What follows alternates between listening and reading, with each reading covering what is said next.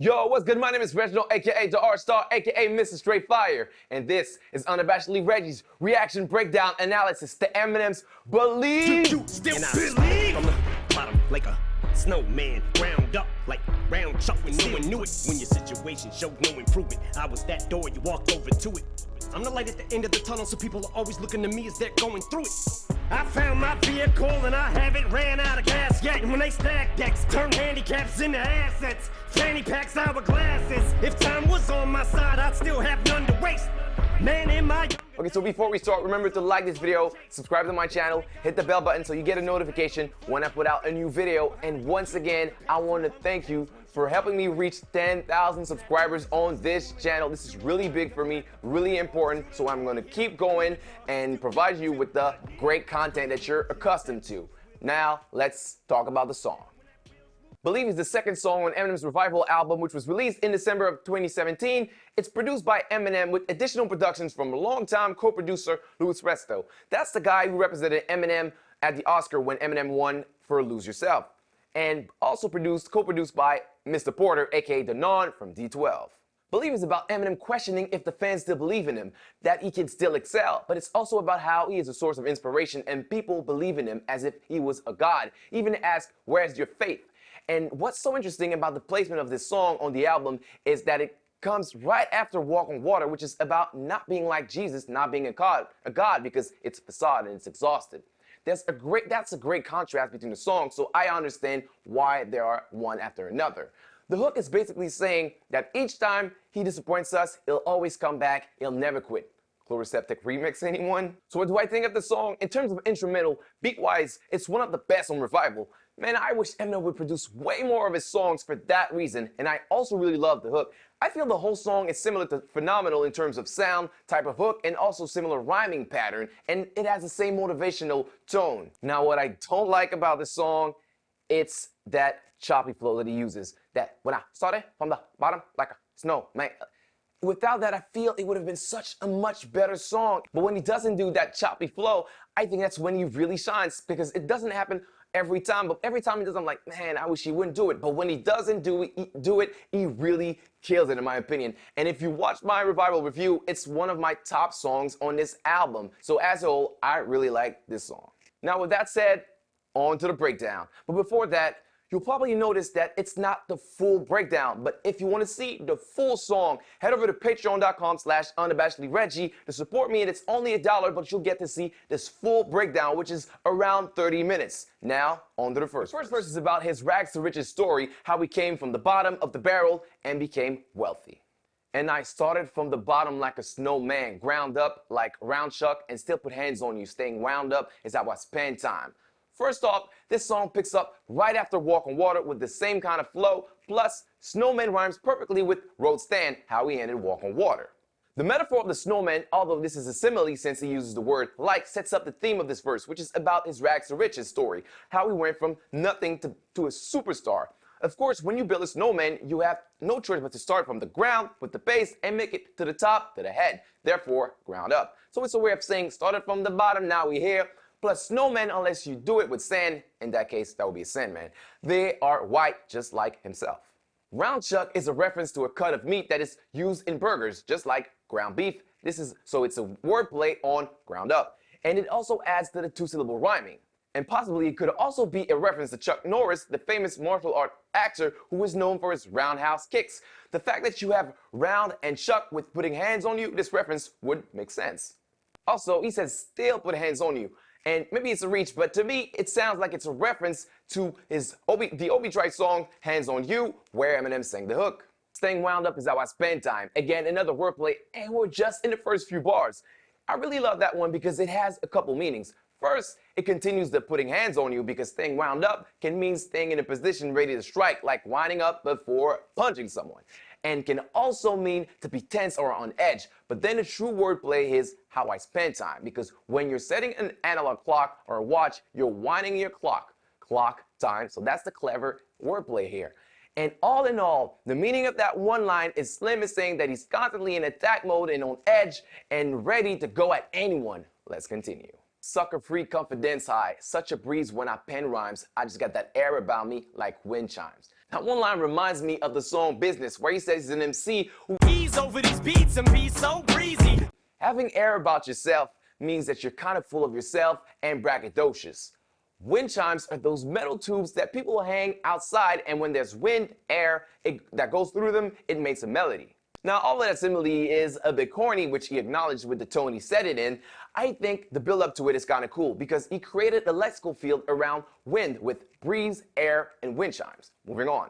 Another day in the life, used to have to scrape to get by. Now my community's gated and I made it and my neighbors say hi. Ooh. Great assonance with the A sound and also a nice consonance with TD sounds. Community gated and I made it and that line is definitely a nod to Drake, who Eminem respects a lot and also made a song with, because Eminem uses a similar flow to Drake's Migos flow in the Versace remix, and Drake says the line, "This is a gated community, please get the fuck off the property." Obviously, here you have a reference to My Name Is with the say hi. I mean, come on, how can you not think of his name now whenever you say hi? Let me know in the comments if you got that reference, and don't say my name is, of course.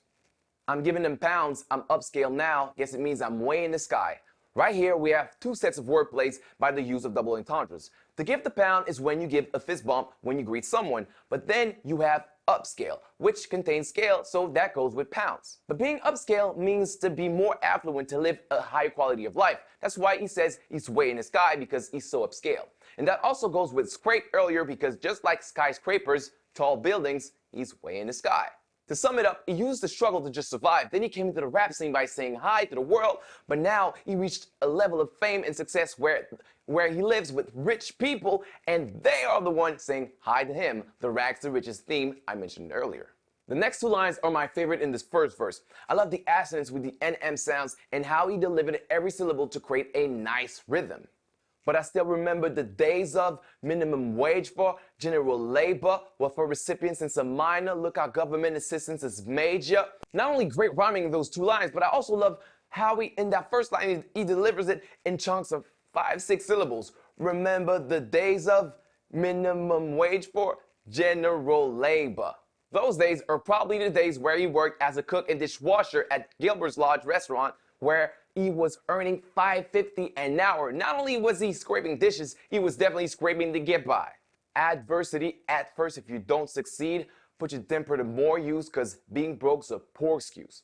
A cool wordplay here, the expression a poor excuse instead of an excuse that's not valid, that's just too easy to make. But poor excuse here also means an excuse made by someone who is poor, since right before he says being broke is a poor excuse. That should only give you more fuel showing why you so close got it, like I almost got it, but close only counts in time bombs and horseshoes. Horseshoes is a reference to the game where you throw a horseshoe at a pole and you score points by having the horseshoe right around the pole or nearest to it. That's why close only counts in horseshoes. So why Unabomb shit, tick, tick, tick, no remorse, screw it, I'm lit, and that attitude I blew up on quick. Unabomb is a reference to Ted Kaczynski. Kaczynski is an American domestic terrorist who killed 3 people and injured 23 others with bombs hidden in packages or different means. He's currently serving a life sentence with no parole. Good for him. The name Unabomb comes from the FBI, who named their investigation Unabomb for University and Airline Bomber, since a lot of his targets were universities and airlines. So if we bring it back to Eminem, he compares himself to Kaczynski because the bomb would explode right away and we're not time bomb. The metaphor with those two lines is about how he ascended in the game by creating a lot of controversy and, just like bombs, hurting some people along the way, but with his raps, of course. And it's that attitude that helped him blow up fast again like a bomb. No remorse? Nah, I don't think that's totally true, because lately in his lyrics, he often shows remorse to what he used to say, like in Guts Over Fear when he said, "And it just breaks my heart to look at all the pain I caused." But to be fair to M, in this verse, he's talking about the fact that he didn't have remorse at that time back in his career. That's why they call me Firecracker. I grew up on wick with a short fuse. Okay, just like other lines in this verse, there's a lot going on. First, a firecracker is a small explosive device designed to make a lot of noise. Its origin is Chinese, but it's often used during the US 4th of July celebration. So just like a firecracker, Eminem made a lot of noise with his music, but also being white, growing around black people, he faced a lot of racism. And a racial slur towards white people is cracker. Now, WIC, W-I-C, is an abbreviation for the Special Supplemental Nutrition Program for Women, Infants, and Children. This is a federal assistance program to help feed low-income women and children. As he was raised by a single mother, he was part of that program. But that's also a homophone for a candle wick, which is the part you light. And the wick of a candle is much shorter than the fuse cord of a firecracker. And having a short fuse means to have a tendency to get angry easily, to have a quick temper. So with those lines, he continues the Bond theme and also references the fact that he has a temper and stays wound up. I got some important news to report to. Anyone who thought I was done, nah bitch, not quite, spotlights back on, got my fate, where's yours? And that concludes the first verse. Wow, that was a lot in just one verse. The second verse is about how he's an inspiration and a source of comfort for us Eminem fans when we're going through tough times. It's his way of reminding us of what he did for us in the past and why we should still believe. Man, I know sometimes these thoughts can be harsh and cold as ice. To me, they're just ink blots. I just fling them like slingshots and so precise. So you might want to think it over twice, or you retards can roll the dice, but beef will at least cost you your career, because even my cheap shots are overpriced. Let's look at the rhyming pattern in those opening lines. You have the three-syllable end rhyme, cold as ice, so precise, and so on, but there's also a few internal rhymes like these thoughts, be harsh, retards, at least cost, and also ink blots, slingshots, and cheap shots. As he's maturing as a person, we can see how conscious he is of the crudeness that his lyrics can have, although to him they're just ink on a piece of paper. But he's aware that his words are indeed weapons and can be used to attack people and destroy other rappers' career, like Ja Rule. Where is Ja? And with that thought comes wordplay. A cheap shot is a statement that takes unfair advantage of a well-known weakness of someone. Simply put, it's a low blow. But he plays on the literal sense of cheap to say that they will cost anyone going at him their career because they're not cheap, they are overpriced. Simply put, anything he says against you will fuck your career up because he's Eminem. Plus, if you didn't know, rolling the dice means to try your luck at something. But sometimes I overdo it. I just get so into it. I was there consoling you when no one knew it. When your situation showed no improvement, I was that door you walked over to it. I'm the light at the end of the tunnel, so people are always looking to me as they going through it. I'm really not doing that line's delivery any justice, but I love that part so much. I think that great cadence is due to the consonants with the T-D sounds like at the end of the tunnel. Not only is this line greatly delivered, it has a nice metaphor. You know, it's often said that when you're about to die, you see a light. And seeing the light at the end of the tunnel is an expression that means that you're finally seeing a way out of a bad situation. And going through it means to be in a bad situation or having a difficult time. But he plays on going through it on the literal sense, where as you go through the tunnel, which is the bad time, you look to the light, that light being Eminem. And I really, really love that line because it echoes the last verse of Sing for the Moment, you know, till they throw on the rap record and they sit and they vibe with nothing to you but with the f***ing shit in their eyes, or that line in Stan, because I don't really got shit else, so that shit helps when I'm depressed. But no, I don't have a tattoo of Eminem on my chest. When that tunnel vision is unclear, shit becomes too much to bear, since cleaning out my closet when I was having trouble with the snare. This line made me smile so much because with Bear ending the previous line, as soon as he said, since cleaning out my closet, I knew he was going to reference that where's my snare ad-lib. That's one of the most known intro ad-libs. Even Dave Chappelle made a parody of it. But did you know that Eminem actually couldn't hear his snare? And if you listen very closely to the acapella of the song, you hear the instrumental in the back without the snare. And when he says, where's my snare? Then you hear the snare. Check out this clip of the acapella. You might have to turn on the volume or listen to it on headphones. Check it out. Where's my snare?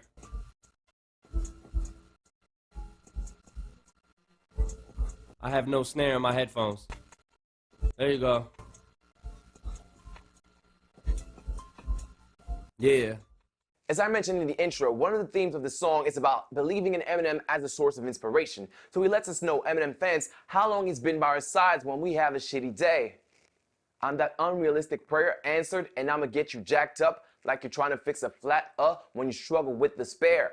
Cool homophone here with despair and the spare. Despair is the loss of hope, and the spare is a reference to a spare tire, something you would use if you had a flat. And when you would be changing your tire, you would jack up your car. So that's also part of the metaphor. Because listening to a song like Till I Collapse will get you jacked up and give you motivation. That double-fisted bare knuckles coupled with despair of nuts I'm cupping, I'm your fucking switch, nothing can compare. Double-fisted bare knuckles means that he's the one that will give you that punch to push forward. Again, similar to Phenomenal with the feel like you want to hit that wall, then do it, punch through it. But the true beauty of those lines are the fact that he uses a bunch of double entendres that continues that flat tire metaphor. First, nuts. Not only does he refer to his you-know-what that he's grabbing, but also to the nuts on the tire, which you need to remove to change the tire. That would be a lug nut or a wheel nut. Coupling nuts are also a type of nuts, so that goes with coupled. I'm your fucking switch. He's saying that he represents that tire switch, since music can give you the wheels to move on. Oh, and I know a lot of people feels like it's fucking switch, but when you slow it down, it really could be either way, but I go with fucking since it rhymes better with cupping and nothing. And finally, compare hides a homophone of comp air, which is short for compressing air. And an air compressor can be a temporary solution to a flat or a punctured tire. So all in all, Marshall is telling us that when we have a flat tire, when we are in a bad place, there's nothing that can compare to drifting away and putting his songs on. Finally, the last verse is about the sacrifice it took to get on top and how difficult it can be to stay there to keep us believing in him. Motivation to go. Usain with the flow. Fake fans that are two-faced didn't show. Let heartbeats loop produce hate in my soul. Laying vocals 2 days in a row. A lot of sites have that line as fake fans left you two-faced at the show, but I don't exactly hear this, and I'm not sure what that would even mean. So when I slowed it down, I kind of heard fake fans that are two-faced didn't show. Either way, it goes with the hook and theme of the song where he feels some of his fans lost faith in him. Plus, it rhymes a little bit better with in a row. Also, once again, he name drops Saddam Hussein. Not the first time he compares himself to him. Remember in Square Dance? When I say Hussein, you say shady. In addition, he plays on heartbeats and creates a lexical field around music. Beats, loop, produce, and vocals. Plus, heartbeats also sound like hard beats.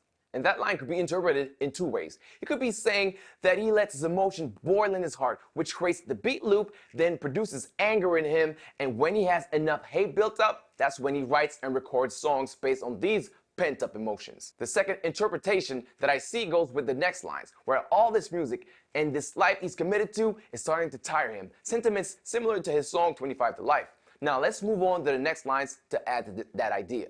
True statement, hate to go down this road, but there's only one route to cross this bridge, so I walk in this bitch with loose change cause all my dues paid, but this booth is taking its toll.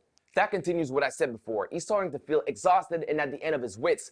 In an interview with Complex, he said, rapping gets harder and rhyming gets easier. The further along you get in your career, there's less place to go that you haven't been. And the way he said it, you could feel how tired and frustrated he was. But the way he gets that point across is pretty clever, and that's by making a metaphor with roads and bridges. First, when he says hate to go down this road, he's referring to the fact that he's complaining right now about his life, and he's rapped about being tired of doing all that self-loathing. Then he goes with the literal sense of going down this road with the metaphor.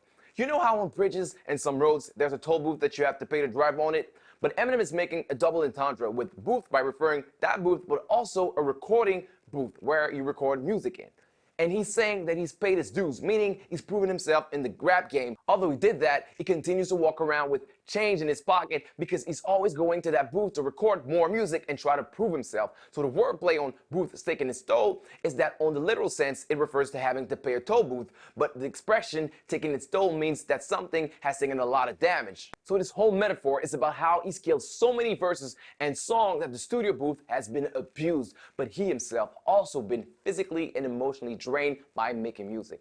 That was a lot. I found my vehicle and I haven't ran out of gas yet. And when they stack decks, turn handicaps into assets. Fanny packs, hourglasses. If time was on my side, I'd still have none to waste. Man, in my younger days, that dream was so much fun to chase. Another metaphor here again. A vehicle, of course, is a means of transportation, like a car, a train, a plane, and so on. But another definition of the word vehicle is a medium through which something is expressed. In Marshall's case, that medium to express himself, obviously, is rap. And after that, he tells us that his tank isn't empty yet. In other words, he still has the passion and inspiration to continue to rap. Moreover, notice how the line before that was the way proof was driven, and that sets up the metaphor around vehicles. Great chaining of ideas. Another chaining is stack decks. Having the deck stacked against you means that the things are set up to give you unfair disadvantage. This idiom originated from card playing where people would cheat by arranging the deck of cards in a way, so that chains back to the cards you're dealt from the previous line. Now the fanny pack line could have been corny, but he pulled it off nicely. Fanny packs are those bags that strap around your waist to carry stuff. And notice that he previously said assets, and fanny is another word for ass. So he's imagining having a fanny pack that is made out of hourglasses. So he would have hourglasses literally on his side. Hourglasses are made to measure time, time on his side. But he still wouldn't waste his time. Great use of a homophone with waste and waste, W-A-I-S-T. All in all, much of this portion of the verse is to inspire us to get up and get out and go accomplish things because time is precious. It's like I run in place while this shit dangled in front of my face, but how do you keep up the pace and the hunger pains once you won the race? Damn, that line, when I first heard it, it hit me. Because, man, it's easy to say, oh, Eminem isn't as good as he used to be. Oh, he doesn't sound as focused as he used to be, and whatever. But think about it. He is the biggest rapper of all time if you look at the numbers. So finding motivation to keep going and to keep up the pace, not with others, but with his past self, that has to be so damn hard. Wow. When that dual exhaust is cooling off, again, he goes back to the vehicle and being driven theme, because you don't got nothing left to prove it all, because you don't already hit him with the coup de grace. Coup de grace. Coup de grâce comes from French and it means the final hit. You know when you're playing a video game, or like in God of War, my favorite game of all time, when you're about to finish a boss by pressing R3 to give them the final blow? That's called the coup de grace. Basically, Eminem is saying that he's hit the game with everything and killed it. Final lines, let's check it out. Still you feel the need to go full tilt, that Bruce Willis, that blue steel, that true skill. When that wheel's loose, I won't lose will. Do you still believe? What a great way to end the verse. Great accents with the ooh and ill sound, and also with just 1 or 2 syllables between the rhymes. And with the kick drum switch up, it made for a great delivery. To go full tilt means to go at something at maximum energy or force. Then he references 2 movies, the Die Hard movies with Bruce Willis and Blue Steel with Jamie Lee Curtis, released in 1989, a year after the original Die Hard was released. And those movies are high-octane action thrillers, so that goes with the full tilt. And one more cool thing about that is that tilt is a poker term for when a losing or frustrated player makes an over-aggressive move that isn't too logical, so that's another reference to cards. And finally, he concludes with another wordplay around homophones. Loose wheel hides loose wheel, which is what he said prior, wheels loose. So he also does a mirror rhyme. Therefore, the meaning of that line is when his wheel, his motivation, is loose, meaning when he's about to derail, quit, or collapse, he won't lose his wheel or his will to go on and continue to rap, and I believe that. Do you? That's it, folks. That was my reaction, breakdown, analysis to Eminem's Believe. And once again, thank you for helping me reach 10,000 subscribers on my YouTube channel. I'm really, really thankful. So continue to like, share the video, and if you can, head over to Patreon. But until my next breakdown, this has been Unabashedly Reggie. Thanks. It's been real.